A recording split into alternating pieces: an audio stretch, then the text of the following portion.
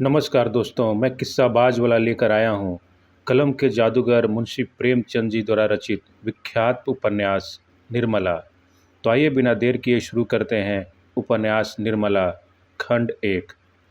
यूं तो बाबू उदय भानुलाल के परिवार में बीसों ही प्राणी थे। कोई ममेरा भाई था, कोई फुफेरा, कोई भांजा था, कोई भतीजा। लेकिन यहाँ हमें उनसे कोई प्रयोजन नहीं।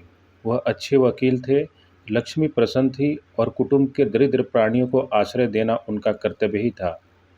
हमारा संबंध तो केवल उनकी दोनों कन्याओं से है, जिनमें बड़ी का नाम निर्मला और छोटी का कृष्णा था। अभी कल दोनों साथ साथ गुड़िया खेलती थीं। निर्मला का 15वां साल था, कृष्णा का 10वां। फिर भी उनके स्वभाव में कोई विशेष अंतर न था। दोनों चंचल, खिलाड़िन और सैर तमाशे पर जान देती थीं। दोनों गुड़ियों का धूमधाम से ब्याह करती थीं, सदा काम से जी चुराती थीं। माँ पुकारती रहती थी, पर दोनों कोठे पर छिपी बैठी रहती थीं कि न जाने किस काम के लिए बुलाती हैं। दोनों अपने भाइयों से लड़ती थीं, नौकरों को डांटती थीं और बाजे की आवाज़ सुनते ही द्वार पर आकर खड़ी हो जाती थीं। परंतु आज एकाएक ऐसी बात हो गई जिसने बड़ी को बड़ी और छोटी को छोटी बना दिया। कृष्णा वही है, पर निर्मला बड़ी गंभीर, एकांत प्रिय और लज्जाशील हो गई है। इधर महीनों से बाबू उदय भानुलाल निर्मला के विवाह की बातचीत कर रहे थे। आज उनकी मेहनत ठिकाने लगी है। बाबू भालचंद्र सिन्हा के ज्येष्ठ पुत्र भुवन मोहन सिन्हा से बात पक्की हो गई है। वर के पिता ने कह दिया है कि आप अपनी खुशी से ही दहेज दें या न दें, मुझे इसकी परवाह नहीं। हाँ, बारात में जो लोग जाएं, उनका आदर सत्कार अच्छी तरह होना चाहिए, जिससे मेरी और आपकी जग हंसाई न हो। बाबू उदय भानुलाल थे तो वकील, पर संचय करना न जानते थे। दहेज उनके सामने कठिन समस्या थी। इसलिए जब वर के पिता ने स्वयं कह दिया कि मुझे दहेज की परवाह नहीं, तो मानो उन्हें आंखें मिल गईं। डरते थे न जाने किस किस के सामने हाथ फैलाना पड़े। 2-3 महाजनों को ठीक कर रखा था। उनका अनुमान था कि हाथ रोकने पर भी 20,000 से कम खर्च न होंगे। यह आश्वासन पाकर वे खुशी के मारे फूले न समाये। इसकी सूचना ने अज्ञान बालिका को मुंह ढांप कर एक कोने में बिठा रखा है। उसके हृदय में एक विचित्र शंका समा गई है। रोम रोम में एक अज्ञात भय का संचार हो गया है, न जाने क्या होगा। उसके मन में वे उमंगें नहीं है जो युवतियों की आंखों में तिरछी चितवन बनकर, होठों पर मधुर हास्य बनकर और अंगों में आलस्य बनकर प्रकट होती हैं। नहीं, वहाँ अभिलाषाएं नहीं हैं, वहाँ केवल शंकाएं, चिंताएं और भीरू कल्पनाएं हैं। यौवन का अभी तक पूर्ण प्रकाश नहीं हुआ है। कृष्णा कुछ कुछ जानती है, कुछ कुछ नहीं जानती। जानती है बहन को अच्छे अच्छे गहने मिलेंगे, द्वार पर बाजे बजेंगे, मेहमान आएंगे, नाच होगा, यह जानकर प्रसन्न है।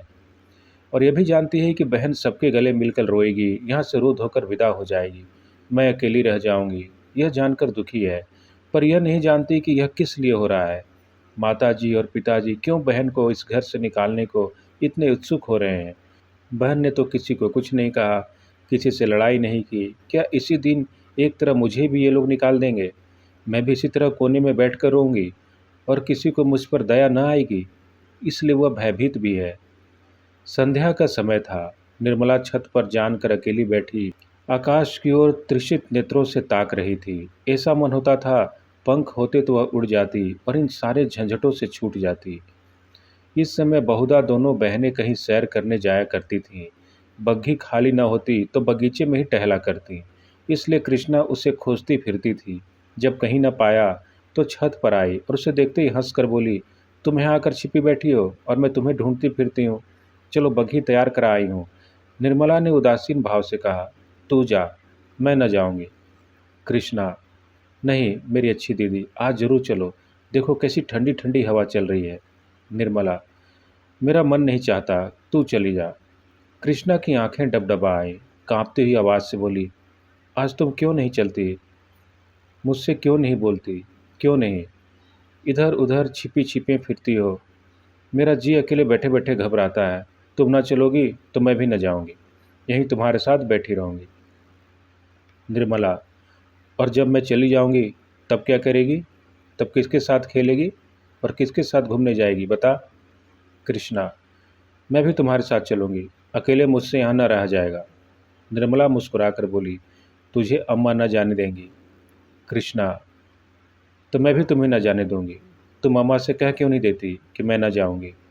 निर्मला, कह तो रही हूँ, कोई सुनता है?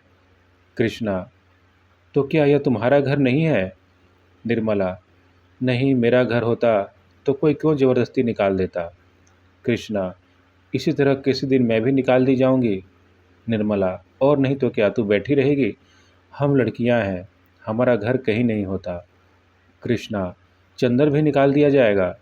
निर्मला, चंदर तो लड़का है, उसे कौन निकालेगा? कृष्णा, तो लड़कियां बहुत खराब होती होंगी? निर्मला, खराब न होती तो घर से भगाई क्यों जाती? कृष्णा, चंदर इतना बदमाश है, उसे कोई नहीं भगाता। हम तुम तो कोई बदमाशी भी नहीं करती। एकाएक चंद्र धम धम करता हुआ छत पर आ पहुंचा और निर्मला को देखकर बोला, अच्छा, आप यहाँ बैठी हैं? ओहो, अब तो बाजे बजेंगे, दीदी दुल्हन बनेगी, पालकी पर चढ़ेंगी। ओहो, ओहो। चंदन का पूरा नाम चंद्रभानु सिन्हा था। निर्मला से 3 साल छोटा और कृष्णा से 2 साल बड़ा। निर्मला, चंदर, मुझे चिढ़ाओगे तो अभी जाकर अम्मा से कह दूंगी। चंद्र, तो चिढ़ती क्यों हो? तुम भी बाजे सुनना। ओहो, आप दुल्हन बनेंगी? क्यों किशनी, तू बाजे सुनेगी ना? वैसे बाजे तूने कभी सुने होंगे? कृष्णा, क्या बैंड से भी अच्छे होंगे? चंद्र, हाँ हाँ, बैंड से भी अच्छे, 1000 गुने अच्छे, लाख गुने अच्छे। तुमने जाने क्या एक बैंड सुन लिया तो समझने लगे कि उससे अच्छा बाजा होता ही नहीं। बाजे बजाने वाले लाल लाल वर्दियाँ और काली काली टोपियाँ पहने होंगे, इससे खूबसूरत मालूम होंगे कि तुमसे क्या कहूँ।